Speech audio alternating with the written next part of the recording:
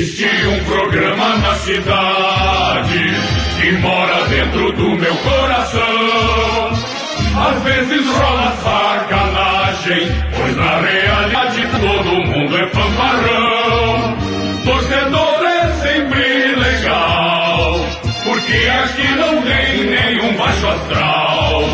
Bola Ativa é tão querido, se tu gostares eu não duvido.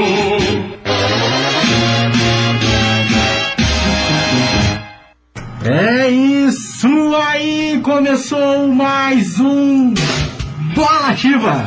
É isso mesmo, dia 8 de junho, começando essa semana com Bola Ativa, começando essa semana nessa segunda-feira do dia 8, agora 24 graus aqui em Matinhos. Está começando o Bola Ativa até às 18 horas, para você que está ligadinho na frequência aí do 87.5, através do aplicativo ou através do site www.ativafmmatinhos.com.br. Ricardo!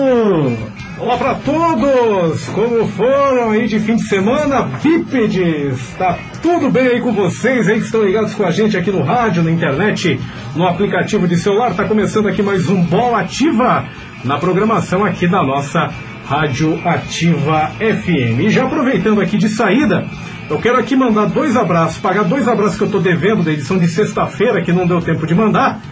Um aqui é para o nosso amigo Emerson Mala, ele que falou sobre o Salazar, aquele zagueiro do Paraná Clube que a gente anunciou. Como que é o nome dele? Emerson Mala. É Mala mesmo? Mala, deve ser o apelido dele. Eu estava tirando sal, desculpe. E também o Eduardo Luiz, que acompanha a gente lá de Apucarana, ele que também mandou um abraço na finaleira do programa de sexta. Não deu tempo para falar o meu primo. Ele mandou de volta agora aqui, ó, acabou de mandar. Manda um abraço pro Prado, sem luz. Não, é isso mesmo. Prado sem luz? Não, lá embaixo ele colocou, sem luz. Mas manda um abraço pro Prado. Eduardo Luiz. É o Eduardo Luiz, o meu primo lá de Apucarana, que também está acompanhando a gente aí pela live. Valeu, Eduardo, um abraço para você também. Valeu para você, Emerson, também que está na escuta. Então eu quero lembrar você aqui, ouvinte, né, aproveitando aí a pegada, que você pode se manifestar aí pelo nosso WhatsApp, 34732794, ou então na caixa de comentários da live, facebook.com/bolaativa. Se não for comentar, pelo menos clica ali no joinha.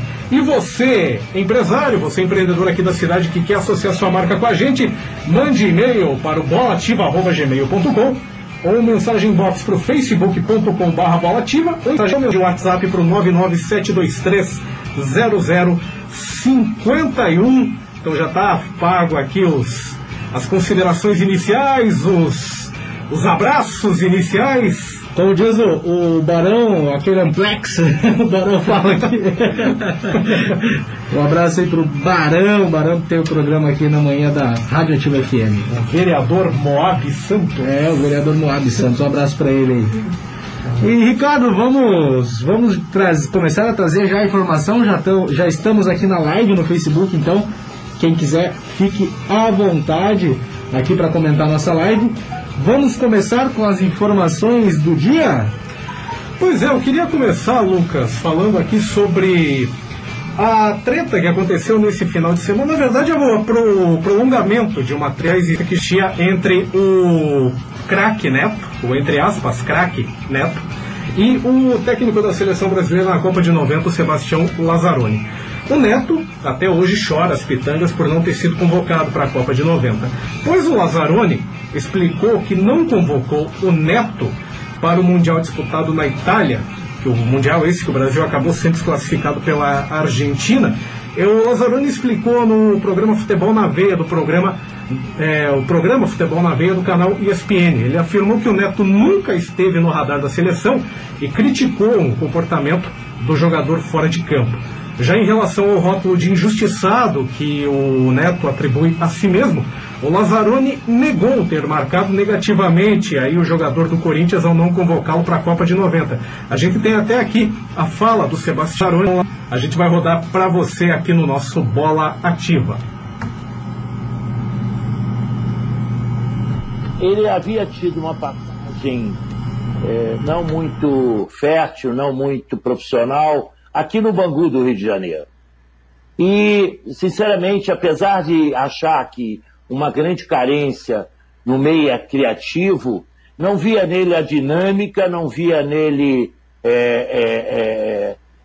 a necessidade para aquele momento que exigia o futebol e nunca esteve muito no nosso radar. E acabou tendo um dos seus melhores sucessos, um início brilhante no Guarani, um dos seus melhores sucessos foi após a Copa de 90 com o Corinthians.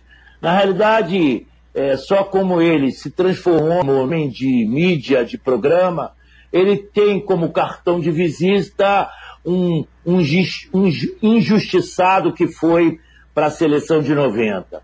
Eu diria assim, tá bom, Lazzaroni errou, mas quem o convocou mais? Ele não foi antes por quê? Ele não foi depois por quê?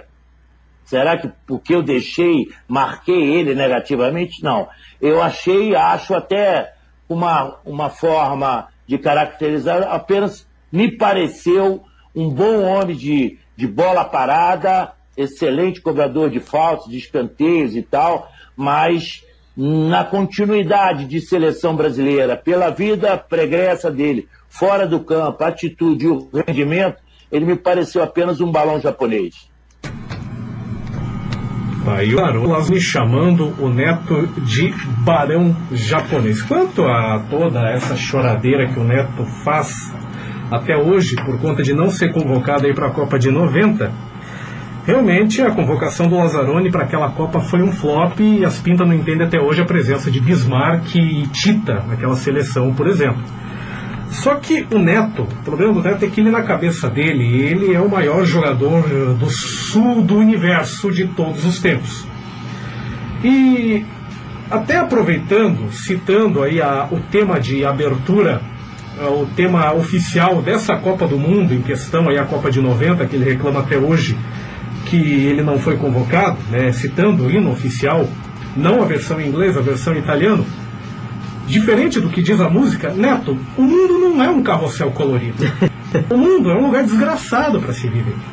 E nesse mundo real, cara, você não jogou mais do que 80% dos caras que você disse que jogou mais. Então, como bem disse aí o Lazzaroni, ao contrário do que o Neto diz até hoje, que 1990 foi o meu ano, não. O segundo semestre de 90 é que foi o semestre dele. Ele realmente carregou o Corinthians nas costas para o primeiro título brasileiro. Mas, no primeiro semestre, o Neto foi um jogador comum. Tanto é que ele nunca jogou o suficiente para frequentar convocações da seleção brasileira, nem antes e nem depois disso. Tá certo, ele foi chamado para a Copa América de 91, ali pelo Falcão, mas em cima do que ele havia jogado no segundo semestre de 90. E ele acabou afundando com todo mundo naquela seleção de 91 na Copa América. Então o Neto até hoje ele faz esse cheiro, ele faz todo esse fervo, porque o Lazzaroni me ferrou, porque não fui convocado, porque não sei o quê. Enfim, o Neto, ele realmente não merecia estar naquela seleção e ele não jogava o que justificasse ele estar naquela seleção. Mesmo entre os preteridos, os que não foram chamados em 90, tinha muita gente boa, muita gente melhor que o Neto, que merecia estar naquela seleção ali no lugar, como eu falei, do Tita, no lugar do Bismarck, no lugar do Silas, no lugar de um monte de gente. Mas ali, para aquela seleção de 90, não tinha realmente lugar para o Neto Lucas Pesco. Não, bacana, isso aí. eu tô montando aqui para umas vinhetas aqui do programa. Hoje que eu tô na mesa, hoje é meu dia de ficar na mesa, um dia de cada aqui do Bola Ativa, um dia do Ricardo, outro o meu. Eu tô dando uma arrumada nas vinhetas aqui. Mas é isso aí. Beleza, hein? Agora, 17 horas e 7 minutinhos, 17, 5 e 7, né? Já falados aí então do Lazzaroni, vamos falar sobre um estudo que aponta 100 jogadores mais valiosos das grandes ligas, com o Firmino como o melhor brasileiro, o famoso Firmino. É o Firmino Trago, Roberto Firmino, ele que tá no... Eu lembro que na Copa do Mundo fizeram um monte de meme com ele, que os dentes dele eram tão brancos, né? Ele disse que cegava o goleiro. O atacante do Liverpool aparece em 11º em lista que tem Mbappé na primeira colocação, Neymar surge lá em 37º e Messi aparece em 22º com Cristiano Ronaldo em 72º lugar. Esse é o nosso Roberto Firmino aí, o nosso Wesley Safadão do futebol mundial.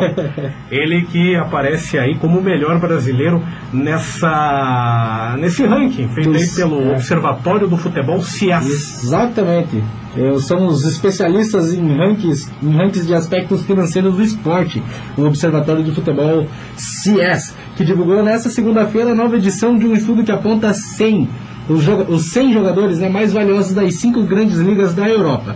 O líder do ranking é o atacante Mbappé, do PSG, que tem o valor de transferência avaliado em euros, 259 milhões de euros, o que equivaleria aí no real 1,4 bilhões de reais. Aí o Mbappé, que é o primeiro desse ranking dos 100 jogadores mais valiosos das 5 grandes ligas da Europa. O brasileiro mais bem posicionado, como a gente já havia falado, é o Wesley Safadão aí do Brasil, Roberto Firmino do Liverpool, que ele tem um valor aproximado a 118 milhões de euros, o equivalente a 665 milhões de reais. Esse o Roberto Firmino. Sem passar o valor, vamos aqui só falar os que estão na frente dele, os 10 primeiros. O Mbappé já foi citado, daí o Sterling, do Manchester City, o Sancho, aquele que tomou a multa por cortar o cabelo, do Borussia Dortmund, o Alexander-Arnold, do Liverpool, o Rashford, do Manchester United, o Salah, do Liverpool, o Mané, também do Liverpool, o Griezmann, do Barcelona, o Davies, do Bayern, o Kane, do Tottenham, e aí sim aparece o Roberto Firmino na 11ª colocação.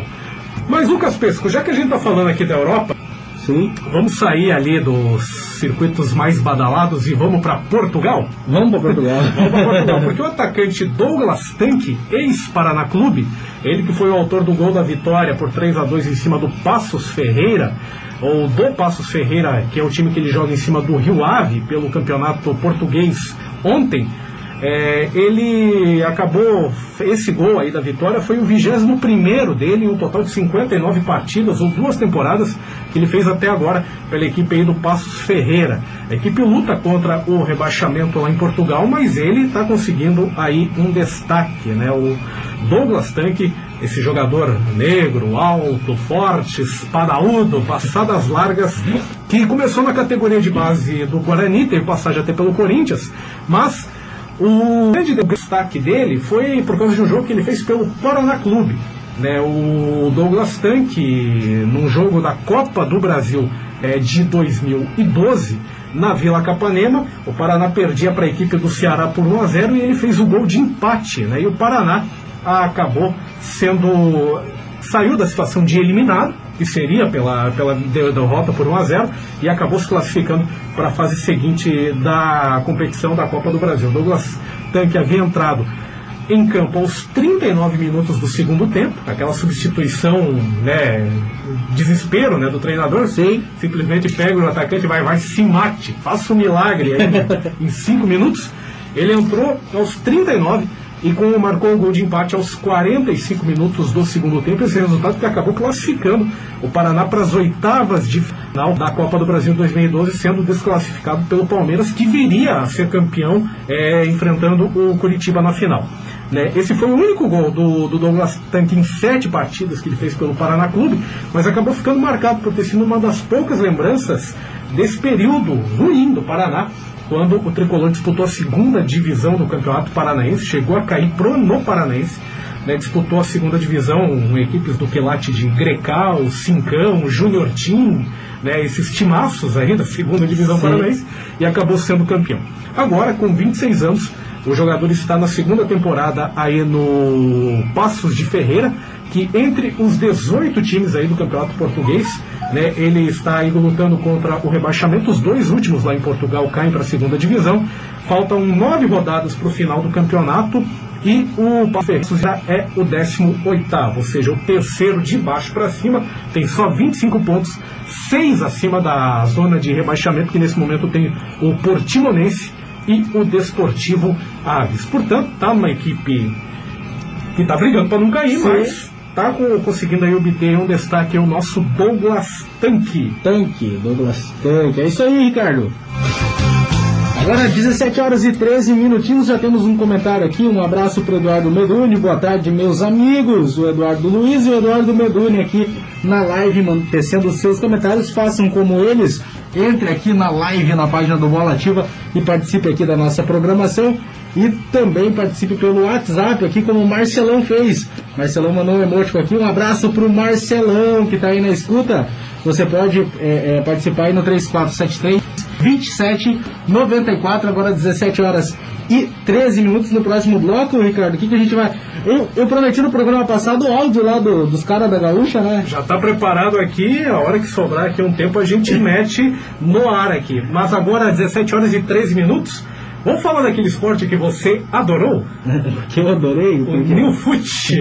New Foot? O New Foot, inclusive ideia aqui do nosso amigo aqui, o Fábio Lins Andrade, ele passou aqui pra gente aqui um link, porque é uma modalidade nova que foi criada lá em Curitiba, lá na Stark Sports, e que ganhou destaque até em outros estados.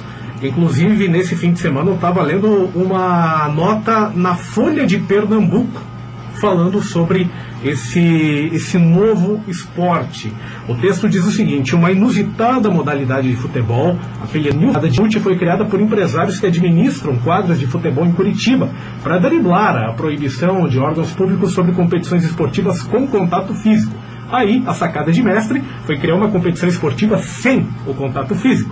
As regras e as quadras foram adaptadas para evitar os riscos de contágio com o novo coronavírus. Mais do que com futsal, o novo esporte se parece com um pebolim humano. Cada time conta com um goleiro e 5 jogadores na linha, 3 na zaga e 2 no ataque. O jogador não pode sair do seu quadrante, o que elimina qualquer chance de dividida de bola e garante uma distância de 1,5 metro. Para tornar o jogo mais dinâmico, foram introduzidas algumas regras próprias, como o tempo e o número limitados de toque na bola. As principais dificuldades estão em acertar o passe sem que a bola seja interceptada pelos adversários e acertar o chute para o gol.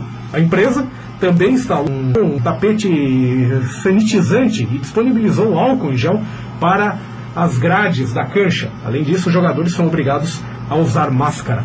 A ideia surgiu da necessidade econômica e para os clientes que queiram praticar o esporte. Pensamos numa modalidade que conseguisse trazer segurança, contou uma das sócias do Stark Sport, empresa que encampou a ideia, a Carla Bernardi. Como centros esportivos fechados desde meados de março, ela explica que as empresas já estão sentindo os efeitos da crise. Ao mesmo tempo, há uma demanda de atletas amadores para praticar atividades físicas. A Prefeitura de Curitiba informou que a modalidade esportiva é permitida, desde que sejam respeitadas as medidas sanitárias de segurança estabelecidas pelo órgão. Uma pessoa a cada 9 metros quadrados, uso de máscara e disponibilização de álcool em gel. Ou seja, esse é o New Foot, ganhando destaque inclusive lá em Pernambuco. E hoje, né, teve uma matéria no jornal lá da TV Globo, hoje de Meio Dia Paraná. O Meio Dia Paraná falando sobre isso também. Falando, sim, esporte que tá ganhando, assim como eu havia comentado aqui da bike, né, dos meninos da bike, o New Foot é um esporte que surge durante a pandemia do coronavírus e está ganhando repercussão Brasil afora, até onde eu sei, mas logo vai chegar mundo afora. E outra, eu estava vendo a forma da divisão, como você explicou aí, vai ser bom para treinar passe, porque você não pode se deslocar, né, na área, então não tem essa de você sair driblando todo mundo e chegar até o gol. Vai ser bom para o pessoal treinar passe e largar a mão de ser fominha. Passe e lançamento também. Lançamento, com certeza. Agora 7 horas e 17 minutos. Lucas, quer soltar agora o áudio? Soltar agora o áudio? Não, vamos deixar o gostinho para depois. O que aprontou lá os meninos da TV não, da rádio Atlântida, lá do Rio Grande do Sul, que eles aprontaram. Inclusive o Wagner quase que fez a gente cair semana passada aqui num golpe desse. Fique ligadinho aí para você ficar sabendo o que aprontou a piazada lá da Atlântida no mês passado, né? Não, acho que foi ano passado. Ano passado, né? Não, é que você vê que assim, não foi, naquele caso não foi o ouvinte que mandou, foi o próprio cara que é responsável por editar ali os abraços, que os ouvintes mandam, é que ele escreveu aquilo ali para aprontar com o âncora. O cara foi mais espírito de porco ainda. É sacanagem. Olha só, Ricardo, Fábio Lins de Andrade tá aqui na live, valeu, Fábio. Scarlett Viola, boa tarde a vocês, valeu, Scarlett. Valeu, beijo, Scarlett. Tem o Marcelo Negro também aqui. O nosso ouvinte lá de Londrina, o nosso espectador. O Marcelo lá de Londrina, então também ligadinho na live. Boa tarde, Lucas e Ricardo Prado. Valeu, Marcelo, valeu, Fábio, valeu. Scarlett, um abraço para vocês, obrigado pela companhia.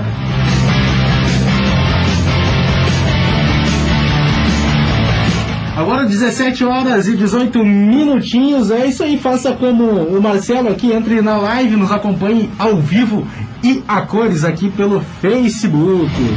Você também pode participar aqui da programação do Bola Ativa, mandando o seu WhatsApp para o número 3473-2794, 3473-2794 e participe aqui da nossa programação.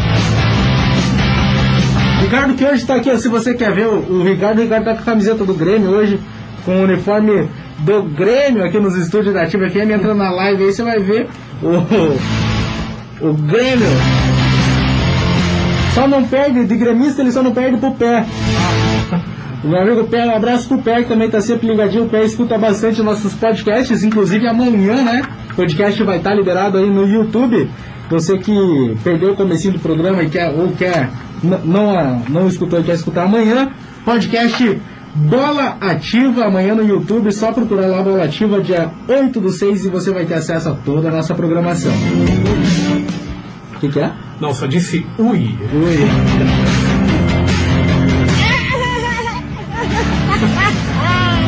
Vamos pro break, vamos.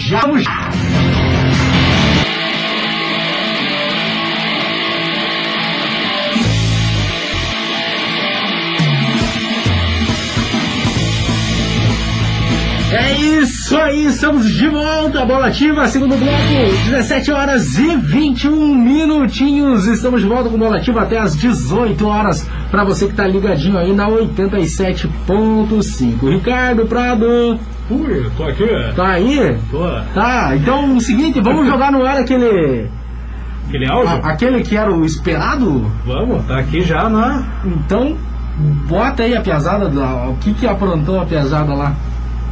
Então, eu vou contextualizar para você. No começo do programa, assim como a gente faz, o âncora, ele lê os abraços que os ouvintes mandam. Só que quem digitar, recebia os abraços e escrever numa folha de papel para ele ler, era um outro participante do programa, Rodrigo Adams, meu ídolo. E aí ele resolveu aprontar com o Rafael Menegaso, que era o âncora do programa. O resultado vocês vão escutar agora. Jason Ribeiro de Canguçu, o Isaac Cardoso de Gravataí, o professor Círio Menezes de Criciúma, o Paulo Otado de Pissadas. Caiu.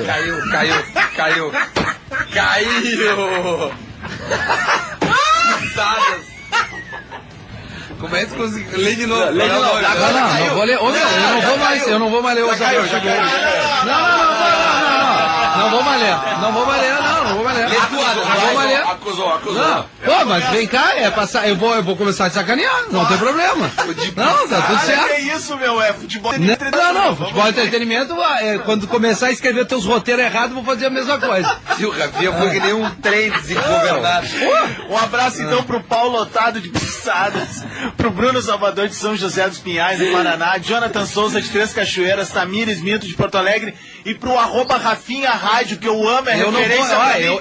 Eu vou largar um abraço de boa aqui. É o Paulo Otado. Vou largar. Pô, deve estar com o tempo ocioso pra estar criando isso, né? Só pode ser. Não deve ter nada. Bom dia, Lelê. Tudo bem. Tudo tranquilo. Tirando os traíras do programa, tudo bem. Toma o chimarrão, então. Eu não ouvi a que fizeram contigo. O Adams está com tempo ocioso, viu, Potter? Ele não tem o que fazer de manhã. Eu acho que daí vai poder focar em outras coisas, mas tá tudo certo. Eu foquei no meu amor em ti. O meu amor é um... Bom dia, Duda. Bom dia, Rodrigo.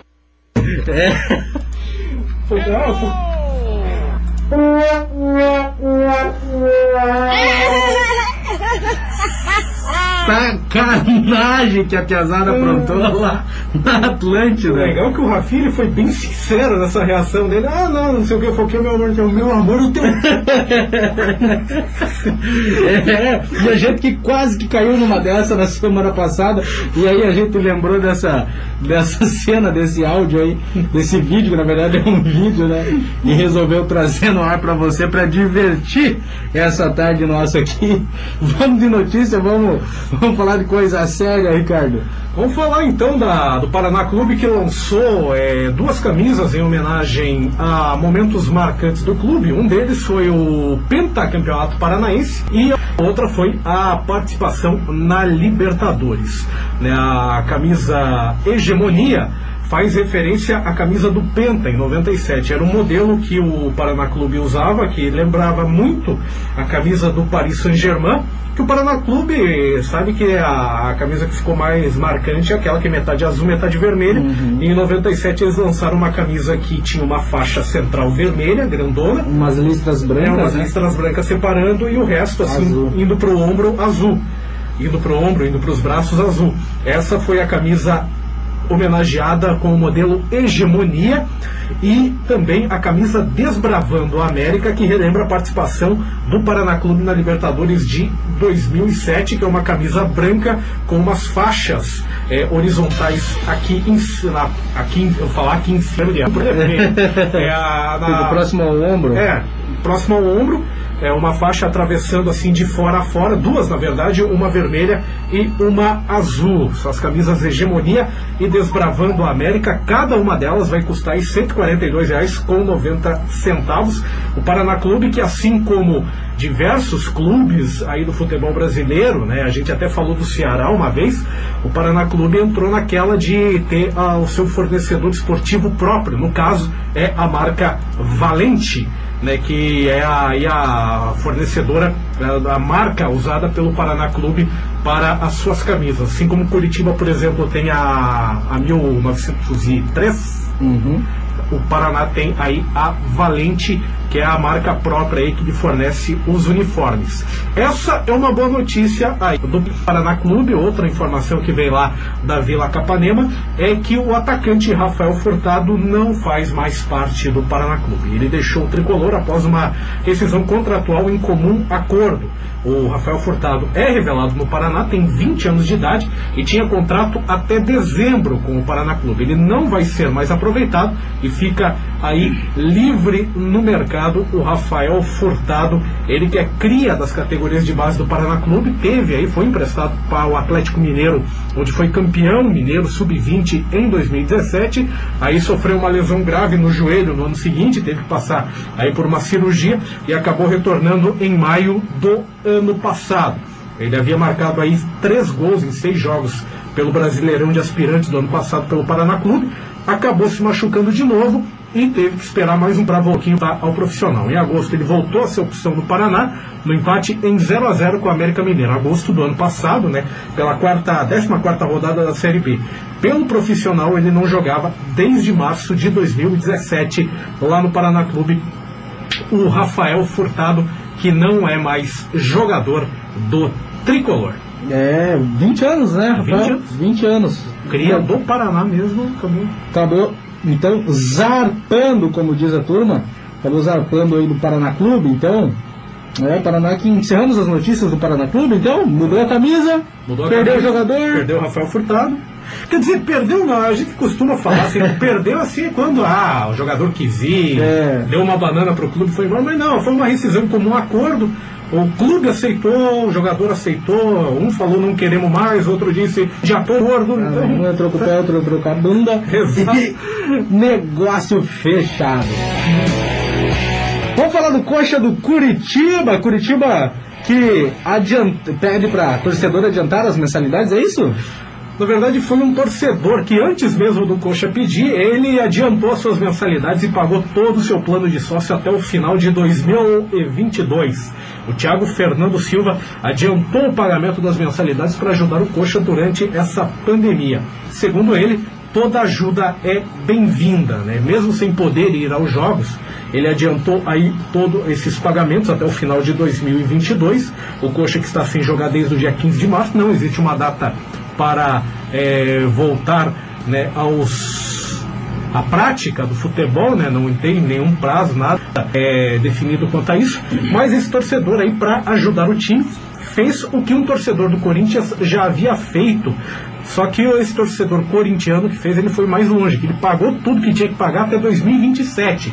Agora, né, esse torcedor do Coxa, ele fez a mesma coisa até o final de 2022. Ele disse para o pessoal lá do Globoesporte.com o seguinte: eu pensei que nesse momento em que o país está passando, devido à pandemia do Covid-19, eu poderia tentar contribuir com o clube de alguma forma. Por menor que seja, toda ajuda é bem-vinda para o clube, né, o Curitiba, aí que oferece 3 planos: na arquibancada, a cadeira Mauá e a cadeira social. Atualmente o clube conta com 25 mil sócios, número que o clube alcançou durante a pandemia. O Coxa, que até a gente falou aqui em episódios anteriores, tem aí um planejamento aí para chegar, mesmo com pandemia, mesmo com tudo, chegar aí até o final do ano com 30 mil sócios. Esse é o planejamento do Curitiba, que tem oferecido aí, por exemplo, descontos de 20% do valor da mensalidade na loja oficial do clube.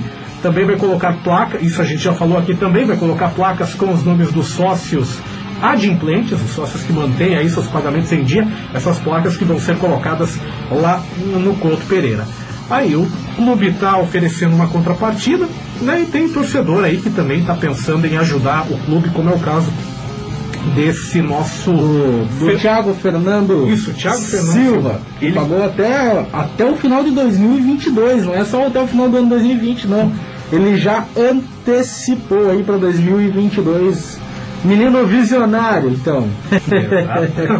E enquanto o Curitiba, a gente trouxe as notícias, então, do Thiago Fernando, que antecipou aí suas parcelas do sócio torcedor, no Atlético Paranaense, o mercado dos jogadores aí está a todo vapor. Atlético que contratou o zagueiro Edu recentemente, né? Já posou aí com a camiseta do Atlético, com a camisa do Atlético, o zagueiro Edu já contratado, que é revelado pelo Cruzeiro.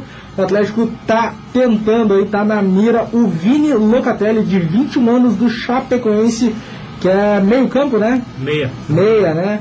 O clube catarinense, no entanto, recusou a proposta inicial do Atlético, Ricardo, de 1,5 milhão por 50% dos direitos econômicos do jogador, de acordo com o Globoesporte.com. O Locatelli lá, que é a base da Chape, e tem um contrato até o fim de 2022. Porém, a multa rescisória seria de 70 milhões e o Atlético oferece 1,5 milhão. Não é bem por aí, mas a multa rescisória do Locatelli era de 70 milhões lá na Chape.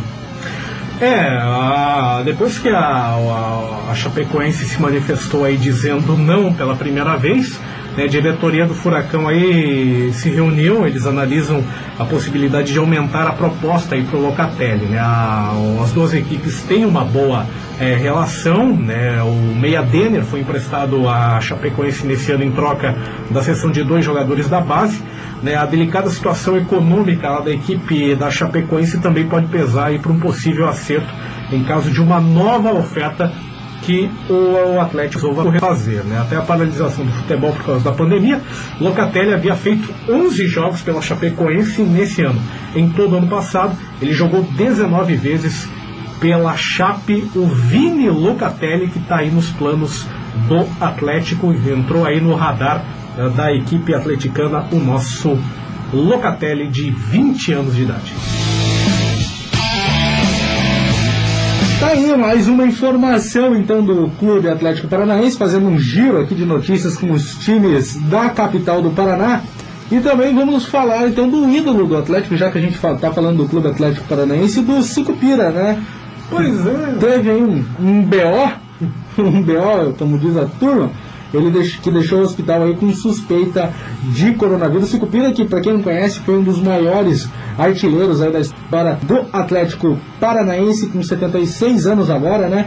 Ele acabou pegando a turma de surpresa após anunciar que está se recuperando de uma pneumonia, inicialmente com suspeitas de Covid-19, onde ele ficou 2 semanas internado aqui em um hospital em Curitiba. Pois é, né, o Sicupira aí, ele ficou aí essas 2 semanas aí no hospital. Ele que, como você disse, é um grande ídolo aí da torcida atleticana, ele que em seu tempo de jogador fez 158 gols pelo Furacão, e a revelação de tudo isso que está acontecendo com ele foi feita por um vídeo no Instagram, onde ele diz o seguinte: sentiram minha falta? Eu andei meio sumido, não participei muito das coisas porque, por incrível que pareça, tive um problema e ninguém ficou sabendo, a não ser a minha família. Ele que disse que teve inclusive a ameaça da Covid-19, que até o domingo retrasado estava bem, mas de repente começou a dar nele uma tremedeira, não conseguia segurar nada na mão, além de outros sintomas como febre, náusea, respiração curtinha. Ele revelou tudo isso nesse vídeo de Instagram aí hoje, na verdade ele passou esse vídeo, ele no @Sicupira8 aí no Instagram, se você quiser acompanhar o vídeo do Sicupira. Ele que colocou, eu não lembro qual foi o jogador que colocou I am back. Teve um jogador, eu voltei. O goleiro Santos. O goleiro Santos. Então, em analogia, com certeza, ao goleiro Santos, o Sicupira coloca ali nesse vídeo I'm back. Exatamente, foi o Santos, que colocou. Então, voltei, pessoal, I'm back. Tá lá o Sicupira tirando onda. Mas ainda bem que tá tudo bem com ele. Verdade. Ele que logicamente não vou falar dele como jogador porque eu não vi, mas eu gosto do estilo dele como comentarista. Ele às vezes ele fica meio nervosão, assim, fala o que vem à cabeça. Eu acho legal o estilo do Sicupira de comentar. Já que a gente começou a falar aí sobre a questão do coronavírus aí, com o Sicupira temendo a possibilidade de ter sido aí pego pelo corona, notícias a respeito disso. Houve uma reunião lá no Rio de Janeiro e jogadores rejeitaram intervalos inferiores a 66 horas para jogos. Essa é uma das alternativas que são aí avaliadas pela CBF e pelos clubes. A Associação de Atletas fez uma consulta e recebeu uma negativa da classe. O acordo feito há 3 anos prevê multa em descumprimento, mas a alternativa pode ser não escalar os mesmos atletas. Uma das alternativas aí que a CBF estuda para organizar partidas nos últimos 6 meses do ano. Ainda sobre a questão aí do coronavírus, houve também, ou vai haver uma reunião depois de amanhã, e esse encontro pode definir lá em São Paulo as datas para a volta do futebol em São Paulo. A Federação Paulista de Futebol enviou um protocolo ao governo do estado. O encontro que a princípio aconteceria amanhã foi adiado para depois de amanhã, isso para o governo analisar o pedido. Hoje, a Federação Paulista de Futebol enviou aí um protocolo ao governo de São Paulo, esse protocolo que estabelece regras para a volta do futebol no estado. A entidade e os clubes da primeira divisão paulistão chegaram na última sexta-feira ao entendimento de que é possível retomar os trabalhos presenciais, que falou sexta-feira passada aqui no Bola Ativa. E agora, eles aguardam aí um aval aí da administração João Dória Júnior lá em São Paulo para saber se podem ou não podem retornar com o futebol. O Paulistão parou quando faltavam 2 rodadas para o final da primeira fase. São necessárias aí mais 6 datas para encerrar o campeonato, além dos 2 jogos que faltam da primeira fase, 2 rodadas ainda, mais uma data para as quartas de final, uma data para a semifinal e 2 datas para a final, que seria em ida e volta, isso lá em São Paulo. E ainda falando sobre o coronavírus e seus desdobramentos no futebol, a gente vai falar no próximo bloco que o Santos impôs aí um corte de 70% dos salários pelo segundo mês, o que acabou irritando parte do elenco santista, Lucas Pesco. A gente vai para um break, então já a gente fala aí do corte no time do Santos, mas a gente vai para o break de apoio cultural e voltamos já com o último bloco do Bola Ativa desta segunda-feira. Agora 17 horas e 39 minutinhos, até daqui a pouco. Fique aí ligadinho, não saia daí.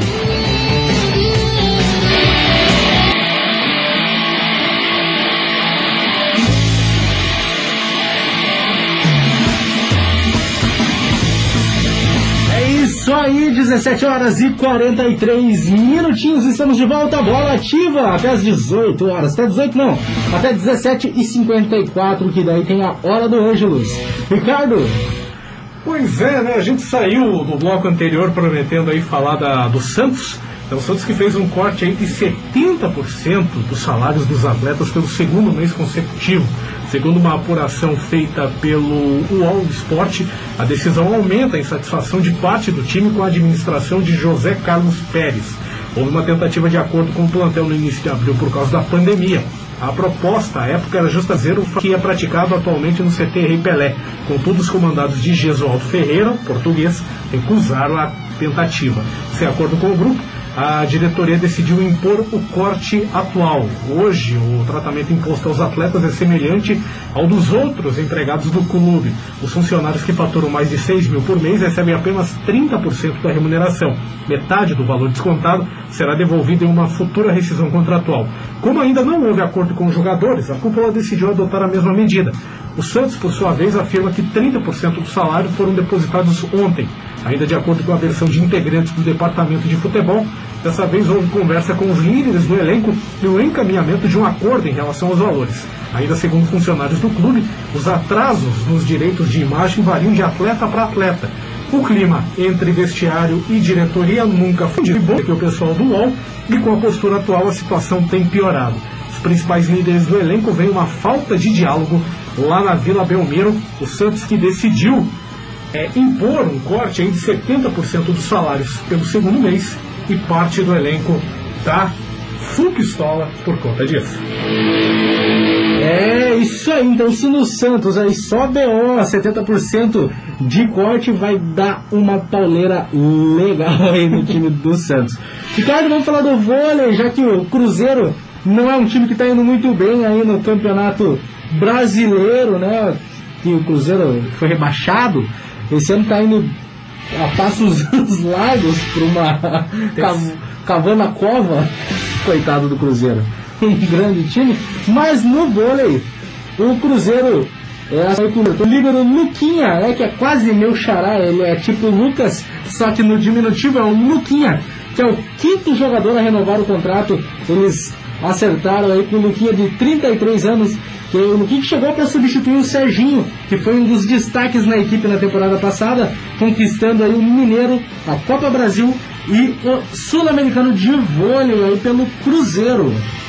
E só não foi campeão mundial porque eles enfrentaram nada mais nada menos que um dos melhores times aí do planeta, que é o Civitanova da Itália, o campeonato mundial que aconteceu ano passado lá em Minas Gerais, e o Cruzeiro foi até a final, mas acabou ficando em segundo lugar para a equipe que tinha nomes como aí o Bruninho, filho do Bernardinho, o Rô Torena, também vários jogadores, o Leal brasileiro, o cubano naturalizado brasileiro também nessa equipe. Por isso, né, o Cruzeiro acabou aí chegando muito perto, mas não conseguindo ser campeão mundial. E na época eu já brincava, né, que os torcedores do Cruzeiro deveriam abandonar o futebol de vez e focar na equipe de vôlei, porque o vôlei do Cruzeiro, que não é, na verdade, do Cruzeiro, só tem o nome, só tem a camisa, não tem o escudo, porque quem toca esse projeto do vôlei lá em Belo Horizonte é o patrocinador, que é a SADA, uma transportadora que é a parceira do clube, que patrocina,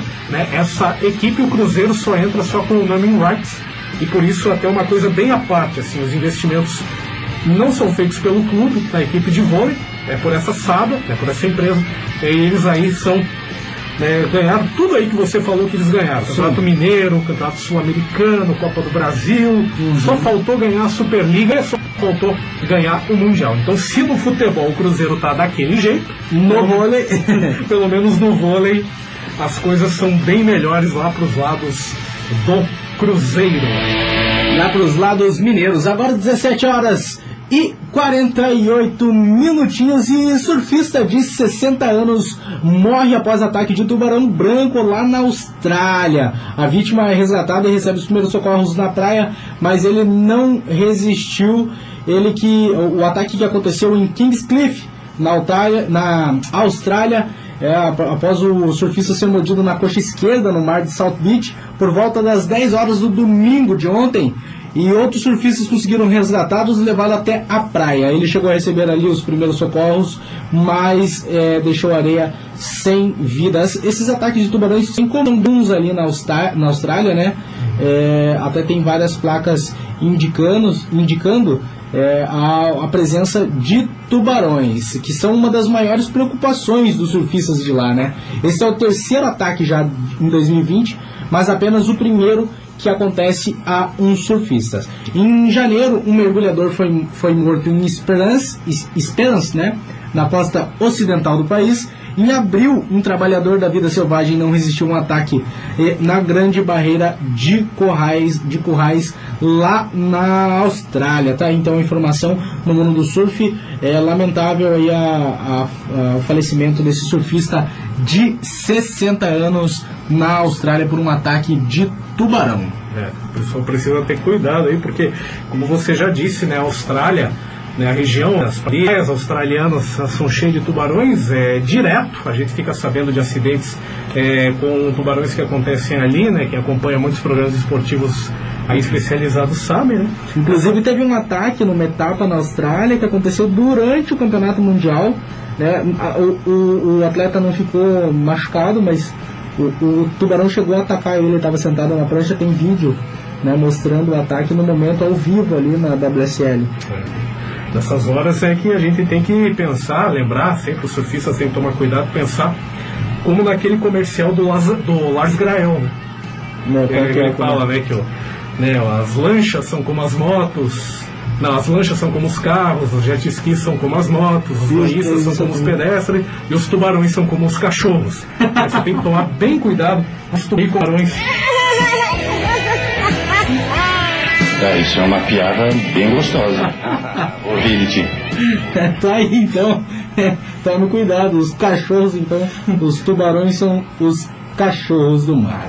É isso aí, vamos falar do UFC, dá tempo ainda? Temos ainda uns minutinhos de programa, dá tempo de falar do UFC, Ricardo? Isso aí, vamos falar. Nesse fim de semana, Amanda Nunes foi o Brasil no UFC, né? Aquela narração ufanista, né? Com uma atuação dominante, ela venceu aí a Felicia Spencer por pontos. Né? As duas se enfrentaram no UFC 250. Amanda Nunes mantém aí o cinturão de peso pena do Ultimate, uma performance segura em cima aí da Felicia Spencer, ela que é do Canadá, essa que foi a luta principal do UFC 250, aconteceu no sábado em Las Vegas.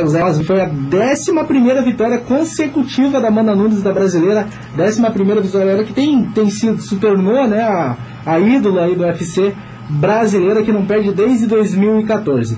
A Spencer, que mostrou muito coração por aguentar o castigo imposto pela brasileira, perdeu pela segunda vez na carreira em 10 lutas. Na primeira com a Cris Cyborg foi a algoz. Amanda Nunes aí que, né, angariou aí o cinturão dos penas, ela que também já havia sido campeã do peso galo até 61 anos, peso pena é 66 quilos, eu falei 61 anos, 61 quilos, peso galo, ela já tinha esse título, peso pena 66 quilos, que ela ganhou nesse sábado, portanto ela é campeã em 2 categorias, a nossa Amanda Nunes. Imagine, perde peso, ganha peso, perde peso, ganha peso, tudo para atender os quilos aí exigidos pelas categorias do UFC, uma vida sofrida, mas aí o Brasil tem sido bem representado com a atleta feminina Amanda Nunes no UFC 250 que aconteceu neste final de semana.